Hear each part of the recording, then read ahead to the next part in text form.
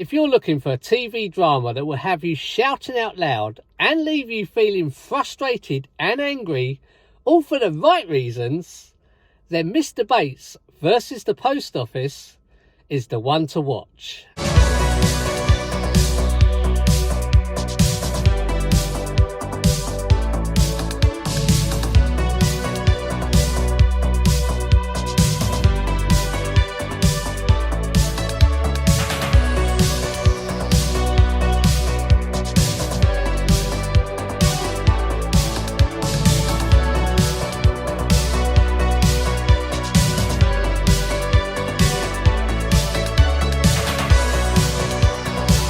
Hello everyone, thank you so much for joining me. My name is Carl.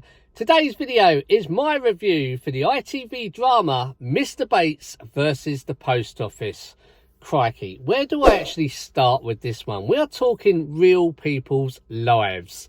These are actually real, true events that happened. People were convicted, they went to prison.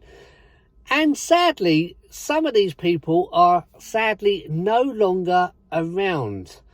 Let alone the post office turning around and saying that these poor sub-postmasters owe them thousands upon thousands of pounds. Okay, let's start with the director, James Strong, who's directed brilliant dramas in the past such as Vigil, Broadchurch and Liar and many more, too many to actually mention. So we already know that this should be a good drama to watch. Please, if you can, press that subscribe button for more crazy videos. That would be brilliant. Thank you. Also, please do get involved in the comments down below. I want to know for this one, how did Mr. Bates versus the Post Office make you feel after you've watched this? Did it leave you feeling angry and frustrated like it did me? The story focuses on Alan Bates, played by the brilliant Toby Jones, a sub-postmaster who is fired for refusing to comply with his post office contract after financial shortfalls. After thinking he can't be the only one in the country experiencing these problems,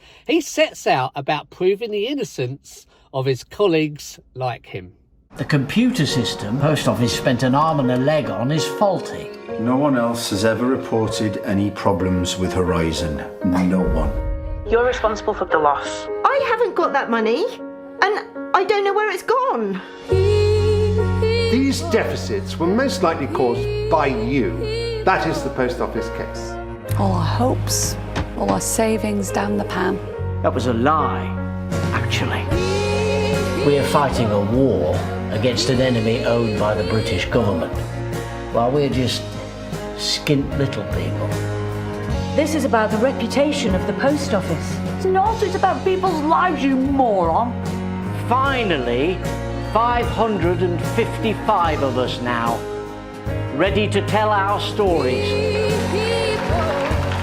Let's not forget, this is a true story and the poor innocent post-submasters involved, all because of a faulty computer program that the post office used called Horizon.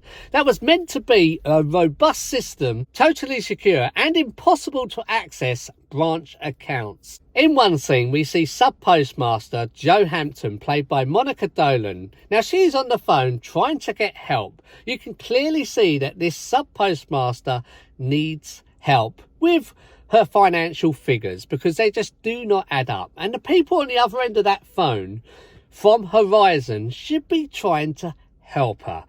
And they're not, basically. They're telling her to do this and do that. And right in front of your very eyes, you can see these figures go up and up. We are talking thousands upon thousands. And she's not the only one. Everybody else was experiencing the same issue. And it's so well put together because it just makes you so angry. And what makes you even more angry is the people on the other end of the phone turn around and say, well, no one else in the country is experiencing these issues that you are, which is a complete and utter lie. You are calling innocent, poor people that love their job, hard-working liars, basically, all to protect a multi-million-pound computer program. I've got to give a special mention to the whole cast. Mr. Bates versus the Post Office had a fantastic cast with Julie Hemensdahl. Apologies if I butchered her surname. You all know her. She used to play Hayley in Coronation Street. We had Will Mellor, and we also had Amy Nutshell as well. I like the drone aerial camera shots used in Mr. Bates versus the Post Office. In between scenes, along the coastline and in the beautiful countryside.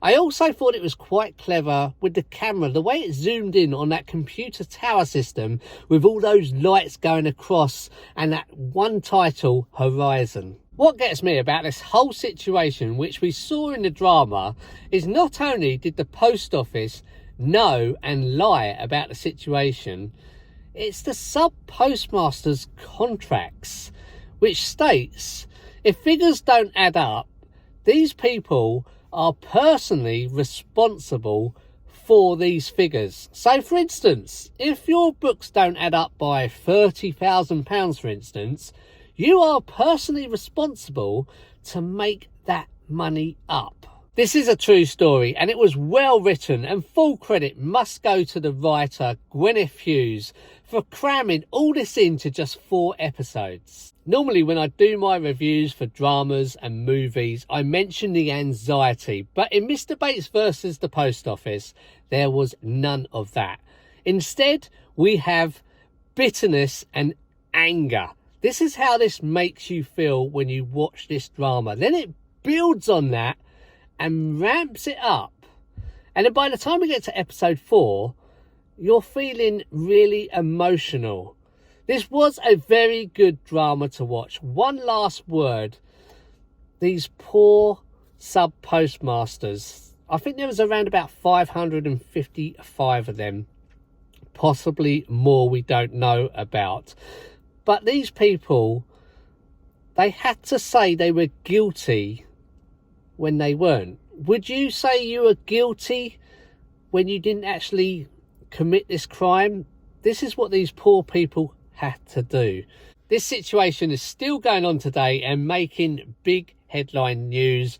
I really hope these poor innocent sub-postmasters get their conviction overturned from guilty to not guilty very quickly by MPs, and I do hope they get well compensated as well, because they deserve it.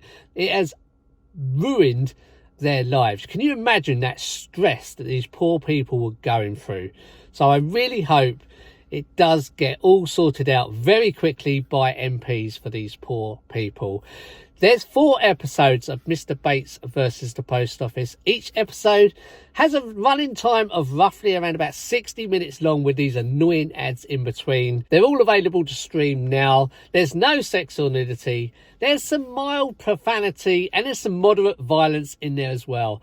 I give Mr. Bates versus the Post Office 4.5 out of 5 popcorns.